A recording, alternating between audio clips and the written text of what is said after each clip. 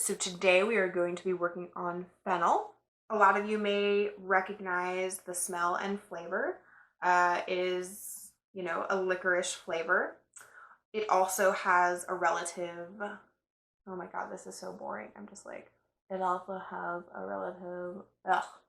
Hey everybody, welcome back to Knife Knife. Surprise, surprise, there is not a lot of F-named produce out there that you can get easily at any conventional grocery store. It was sort of like up in the air between this guy, which is fennel, this little baby bulb right here, or figs, and it just turns out this one was a more available option and also way less expensive. We're just doing one recipe today because there's not a whole lot of recipes that you can do with fennel as like the only ingredient. You probably will recognize the smell. It is a licorice smell. I know that's like super unappealing to a lot of people. Licorice is a very dividing flavor. There's no like, oh, it's fine. It's like you love or hate it. We're gonna be using this part, so the root.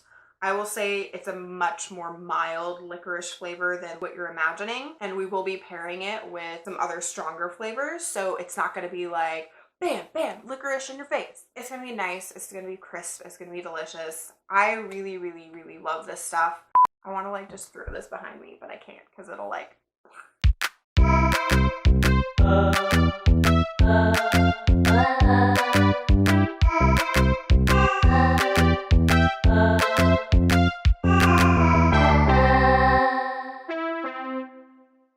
first thing we need to do is prep the bulb. So I'm going to be cutting off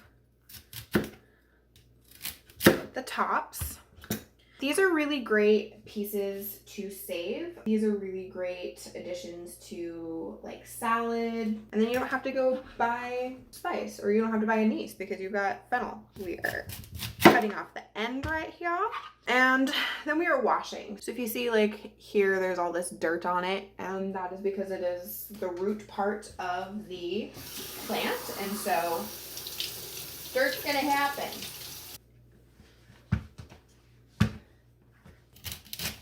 It's just best to be wary. We're gonna cut in half. Start with the outside, and we wanna cut this pretty thin. So we're guiding with our finger. And I mean, if you see, not very thick slices. Do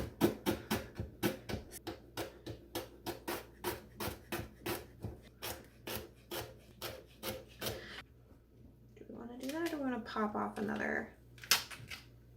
Just pop off another piece.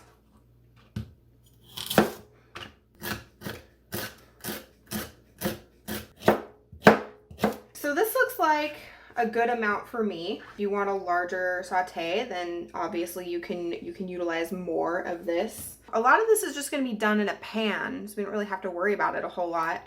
I don't normally leave cut open onions out on the counter, but I used this earlier today, so I decided to keep it out because I know I was going to be using it. I'm just going to be cutting off a little bit of onion. This onion is going to be a stock onion, so I don't really have to worry about it. But I'm just getting like a tiny little bit off, and I'm going to be cutting it very thinly like I did the fennel.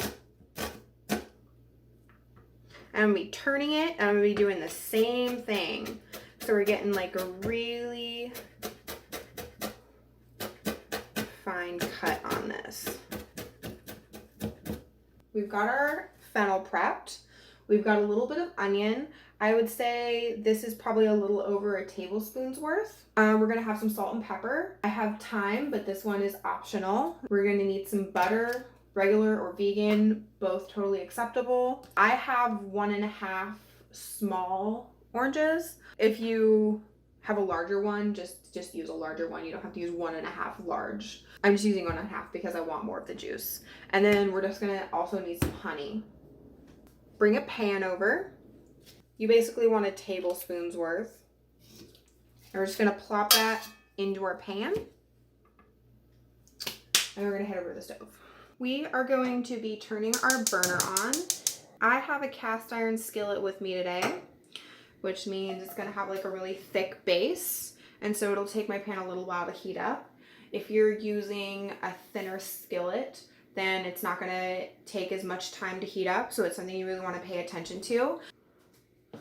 All right, so my butter is getting nice and melty. It's not fully melted, but that's okay. It's enough to grease the bottom, and we're getting some bubbly bits on the bottom or in the pan. So we're gonna add both the onion and the fennel. I'm not adding the onion first because it's a really small dice, so it'll start to brown really quickly, and I don't want it to do that. So I'm putting it in at the same time as the fennel. I'll get the level of browning I want on it without burning it while waiting for the fennel to cook. Now that the butter is melted, I'm going to just pat everything down and just let it simmer. So a thing that like a lot of people have the habit of doing is like constantly stirring whatever it is they're sauteing. And if you do that, it's going to take a lot longer to get the desired result. You want it to cook. And so if you let it sit on the heat, it'll cook and you'll get the result much faster.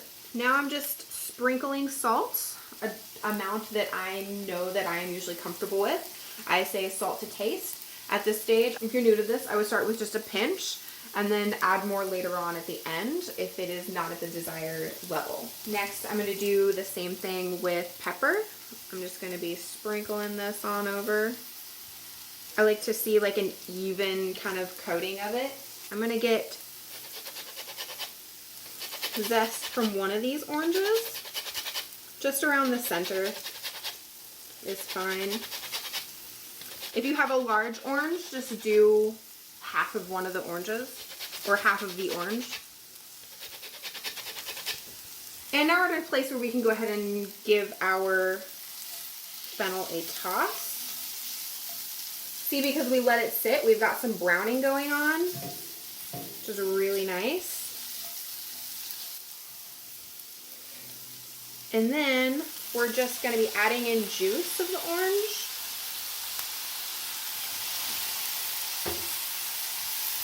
I'm just cupping my hand like this because I want to catch any seeds that might come out.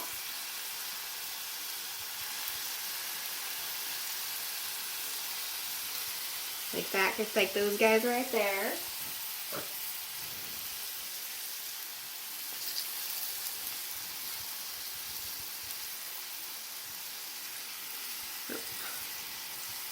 So that we've got the orange juice in there, we're going to give it a bit more of a toss.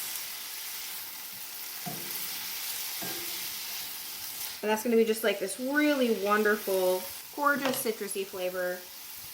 Last ingredient is going to be honey. I would say start out with a little less than a tablespoon. I'm going to free pour mine because I've made this recipe before, so I know it.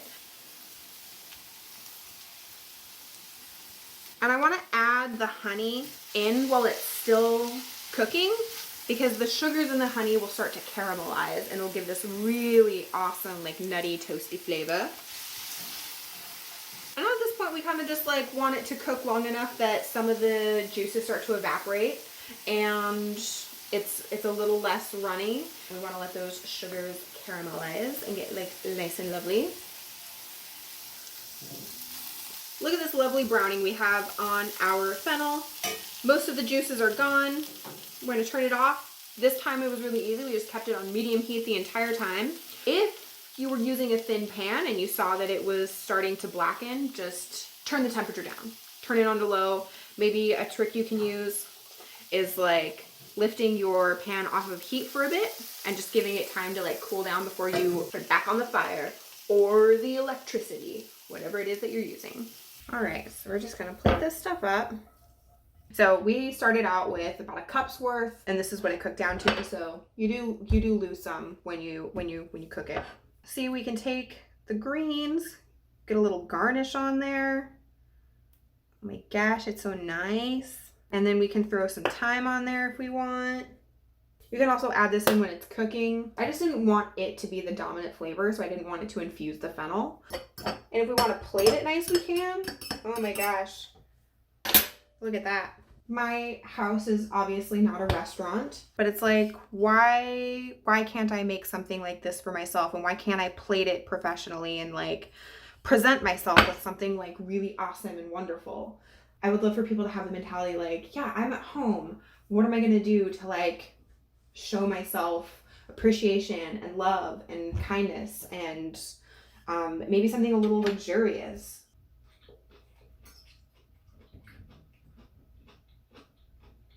Fuck yeah. That honey caramelized, it gives us this like bright, punchy sweetness, but it's like that citrus cuts through, and then the saltiness kind of just, you know, babies it all. Even if you're somebody who's like, I don't like licorice, it's so mild. There's nothing like the licorice candy that you're thinking of. So my Instagram, if you follow that, I do a cooking kind of thing on Sundays. It's a cook along. So I post the recipe and the ingredient list on Monday, and then we sort of cook along together at the same time as a community and sort of just share a meal around the world. Or you can just watch, you know, it's up to you. So thanks, y'all. I'll see ya.